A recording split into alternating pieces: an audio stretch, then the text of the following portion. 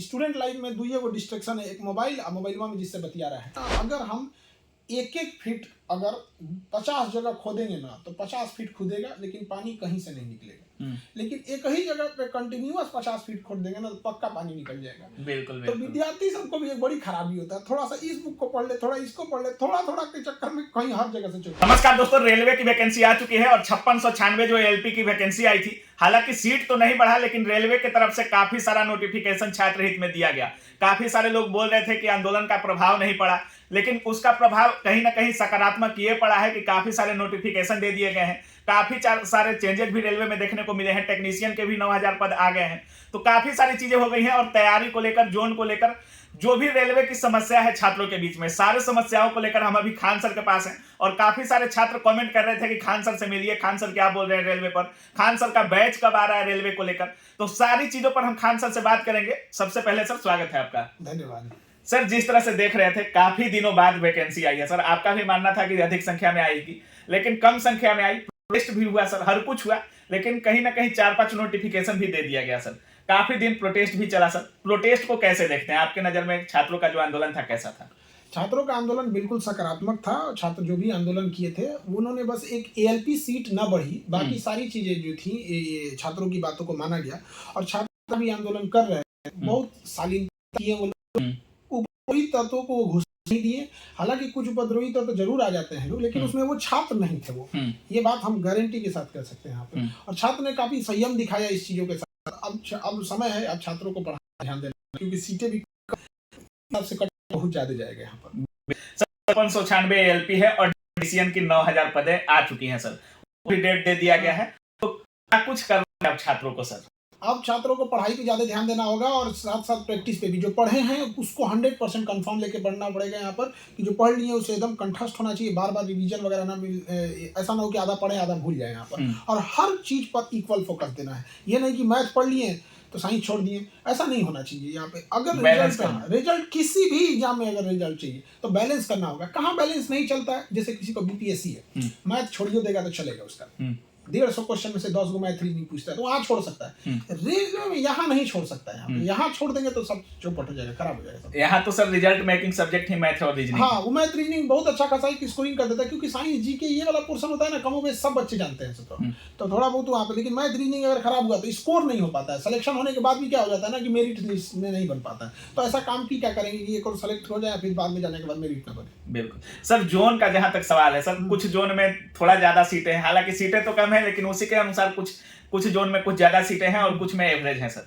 200-300 और कुछ जोन में 1200-1300। तो यही सीटें हैं सर। क्या जोन भी इस पूरे सिलेक्शन में इफेक्ट डालेगा कुछ? देखिए, पहले ये बहुत बड़ा इफेक्ट डाल देता था जोन वाला, बट जोन में हम भी इस बारे में जब बात की है कि भाई ऐसा क्यों करते हैं कि आप लोग बिलासपुर में इतनी ज्यादा सीट रख देते हैं और पटना में इतना कम जोन है। तो मेन रीजन इसका क्या है कि जो पिछली वैकेंसी में या उससे पिछले में, जैसे 2010, 12, 14 में जो सेलेक्ट हुए थे लोग, जो बिलासपुर में जिनको जाना चाहिए, तो वो वहाँ थे, बट किसी ना किसी तरह से कभी म्यूचुअल ट्रांसफर करके यही सब करके तो इंटरनल ट्रांसफर से वो लोग पटना आ गए। अच्छा। तो जिस वजह से पटना में भी सीटें क्या पटना जोन में इधर वाले जोन में थोड़ी कम है। बट अभी क्या है ना कि ज्यादा वैकेंसी, ऐसा नहीं है कि जोन में बहुत ज्यादा का डिफरेंस। पहले 5-5 हजार का डिफरेंस रहता था, अभी तो 5000 वैकेंसी है, तो डिफरेंस कहाँ से ज्यादा रहेगा? तो वह जैसे बिलासपुर है तो उसमें सीट नो डाउट ज्यादा है, बट ये भी तो देखिए कि वहाँ बच्चे भी पहुंच गए हैं। फॉर्म भी सबसे ज्यादा बिलासपुर में चला गया है यहाँ पे।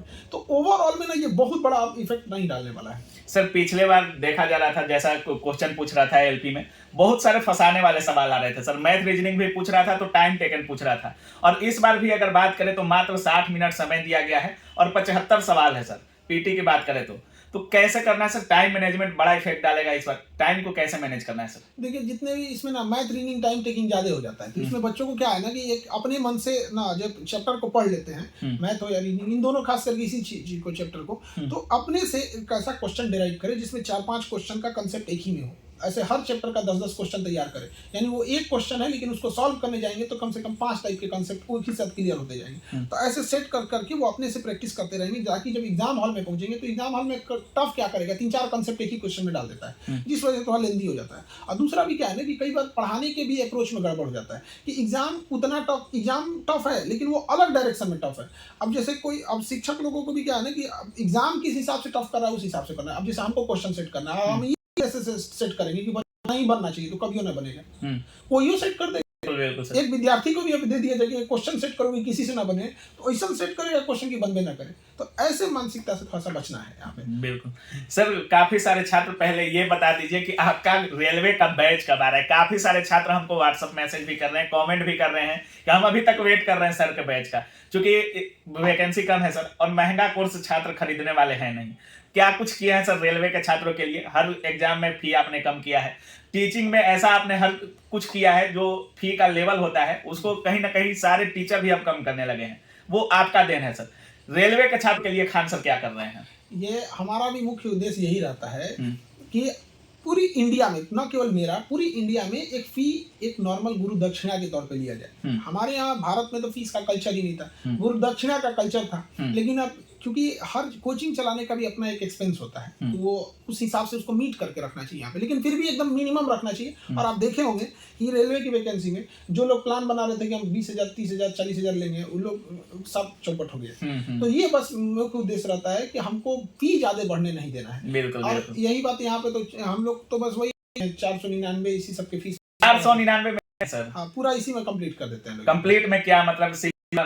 C1 2 भी कंप्लीट दे रहे हैं। ट्रेड वगैरह सब सर पढ़ेगा उसमें, बच्चा सबको क्या जाता है वहाँ पे, अपना पढ़ लिख के सेलेक्ट हो जाए, यही गुरु दक्षिणा होता है। मतलब 499 में रेलवे एलपी टेक्नीशियन का CBT 1 CBT 2 सब, वो जाके नोटिफिकेशन भी देख सकते हैं बच्चे, वहाँ पे A to Z उनको डिटेल दिया हुआ है कि 499 में क्या क्या चीजें होंगी, कितनी वैलिडिटी रहेगी, अच्छी खासी वैलिडिटी भी दिया गया है उन लोग को, practice set related A to Z चीजें हैं वहाँ पे, उनको कोई दिक्कत नहीं आएगा। पैसा कभी भी बाधा। बहुत बहुत धन्यवाद सर।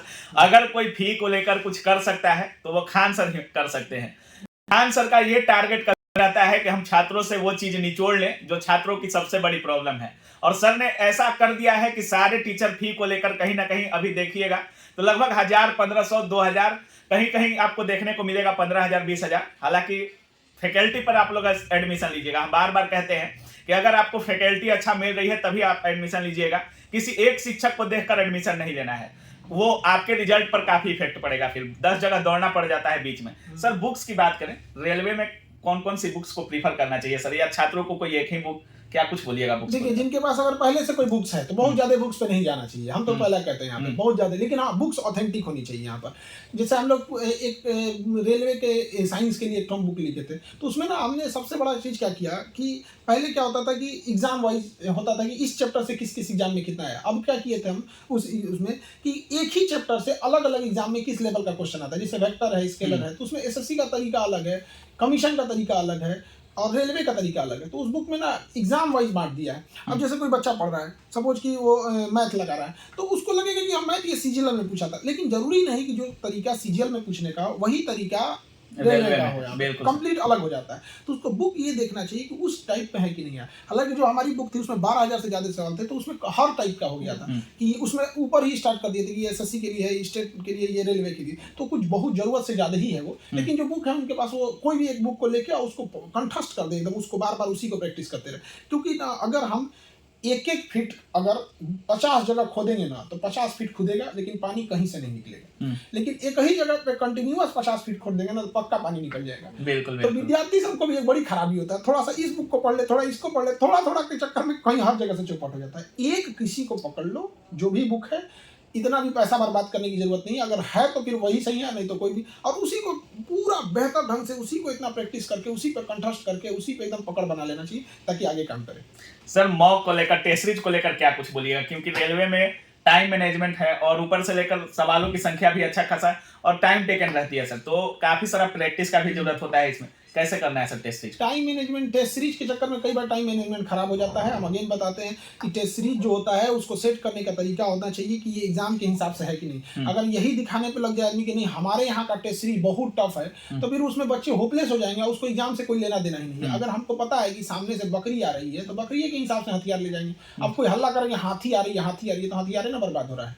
रेलवे, कोई रेलवे का साइंस है, कोई रेलवे का मैथ है, कोई नीट जेई का तो मैथ नहीं होने वाला। बिल्कुल सर। उसी हिसाब से तैयारी को मेंटेन करके रखना है ताकि उसको प्रैक्टिस में भी हेल्प हो सके। हाँ, रेगुलर एक सेट जरूर बनाते रहना है, जिससे कि एक अपने आइडिया रहेगा कि हम अभी कितना और मेहनत करने की जरूरत है, स्पीड बढ़ाना है या घटाना है।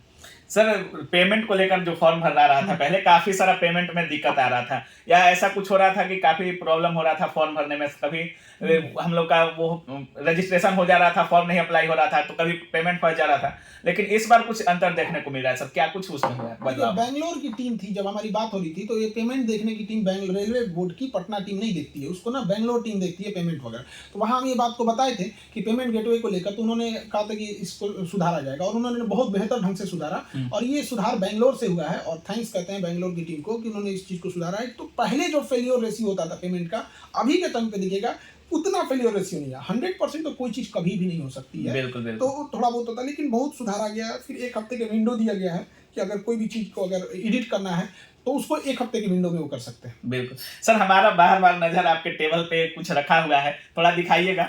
इस पर बार बार नजर जा रहा है, कौन बनेगा करोड़पति अमिताभ बच्चन का, और ऊपर से ये क्या है, घी है सर, ये क्या कुछ है सर? ये वहाँ से गिफ्ट आया है कुछ, केबीसी से? अच्छा, बहुत शुद्ध घी है। अच्छा, मतलब केबीसी से आपको गिफ्ट में घी मिला है सर? हाँ, वहाँ से कल ही आया था ये। अच्छा, हाँ, तो मतलब अभी भी केबीसी से रिश्ता बना हुआ है। हाँ, अच्छा है ये, केबीसी एक बहुत अच्छा एक्सपीरियंस था वहाँ पे। अच्छा, अमिताभ सर को भी देखा जाता है कि काफी सारे जो उनको पसंद आता है उनको गिफ्ट वगैरह भेजते रहते हैं, चिट्ठियां लिखते रहते हैं। हाँ। तो क्या उन्हीं का देन है? बहुत अच्छे इंसान है अमिताभ बच्चन साहब, बहुत अच्छे। यहाँ पे हम तो कहते हैं जो मिलेगा ना उनका, वो लगेगा कि हम बहुत शख्सियत बहुत महान है। उस बुलंदी पे जाकर जितनी शालीनता है, अपने आप में एक करिश्मा है।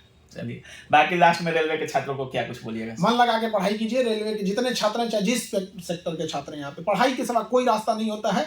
आपके लाइफ में, स्टूडेंट लाइफ में दुइये वो डिस्ट्रैक्शन है, एक मोबाइल और मोबाइल में जिससे बतिया रहा है। हाँ। ये 2 चीज से बच जाए। सर हम तो बोलना नहीं चाह रहे थे, डर लगता है आपके सामने, लेकिन सबसे बड़ा प्रॉब्लम वही है सर, स्टूडेंट लाइफ में प्यार और प्यार में बर्बादी। इस पर क्या बोलिएगा सर? सबसे बड़ा समय क्या होता है ना, पैसा चल जाता है तो दोबारा रिकवर हो सकता है, दुनिया का हर एक चीज रिकवर हो सकता है, समय कभी रिकवर नहीं होगा यहाँ। और जब उसको पता है कि हमको इस फील्ड में जा रहे हैं, लात खाना है, तो पहले खाके साइड हो जाओ, समय बचेगा बना लो।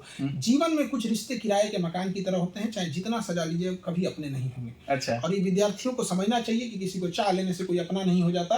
ये सब चीज छोड़ छाड़ के पढ़ाई लिखाई में लगिए, और पढ़ाई लिखाई कर लेंगे तो बाकी का इंतजाम माता पिता खुद ही कर देंगे। Which one of the following is correct? अच्छा। हाँ। मतलब सर क्लासरूम से भी जो आपका कोटेशन आता है, हाँ। काफी मतलब ऐसा लगता है कि दिल उल टूटने टाइप से आप ऐसा मोटिवेशन प्यार को लेकर देते हैं, लगता है कि कितना मतलब उस चीज से गुजरे हुए हैं खान। स्टूडेंट लाइफ में ना देखिए, हम लोग देखते थे ये सब चीज में, अपने आंख के सामने देखे हैं बर्बाद होते होते बच्चों को।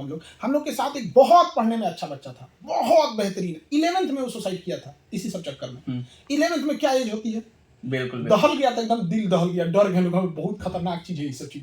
तभी से हमको बाप के पैसा से ही लोग इधर उधर किसी को खिलाएगा नहीं। आजकल का लड़का सबको भी समझ में नहीं आता है। पढ़ने आया है दिल्ली, कोटा, पटना, इलाहाबाद, कानपुर, जहाँ भी पढ़ो ना, वहाँ पे पढ़ने आएगा, शाम को उसको ले जाएगा चराने के लिए। चलो मोमो चर लो, आइसक्रीम चर लो, चाट गुपचुप चर लो, तो शाम से आने ले जाता है यहाँ पे। ये सब नहीं करना चाहिए, पढ़ाई लिखाई करें, और यही सबसे बेस्ट है एकदम। अपना पढ़ाई लिखाई करके अपना डिपार्टमेंट देख ले, और उसी डिपार्टमेंट में देख ले कि कौन ठीक है। चलिए, बहुत बहुत धन्यवाद सर। तो बाकी आप सुन रहे थे खान सर जिस तरह से समझाते हैं और जिस तरह से मोटिवेशन रहता है सर का, वो लैंग्वेज होता है कि 80 वर्ष का बूढ़ा हो या 5 साल का छोटा सा बच्चा हो, उस लैंग्वेज को समझ। और खान सर की कोशिश भी यही रहती है कि किस तरह से हंसा खिलाकर पढ़ाया जाए कि छात्रों के सीधा दिमाग में जो भी हम पढ़ा रहे हैं वो पूरे की पूरी तरह से छात्रों के दिमाग में उतर जाए। बाकी रेलवे को लेकर जिस तरह से बोले हैं सर, बताए हुए रास्तों को सर का फॉलो जरूर कीजिएगा, क्योंकि काफी सारे छात्रों का पिछले एलपी में भी रिजल्ट हुआ है सर से, और इस बार भी काफी सारे वेट कर सर। 499 में आप लोगों का CBT 1, CBT 2, ट्रेड, बाकी है सारी चीजों का 499 में सर ने बैच दे रखा है पूरा रेलवे का। तो बाकी सर का अगर आपको कोर्स परचेज करना है तो KGS पर आप कर सकते हैं। बाकी आपको इस पूरे वीडियो के बारे में अपने सेक्शन में रखिएगा।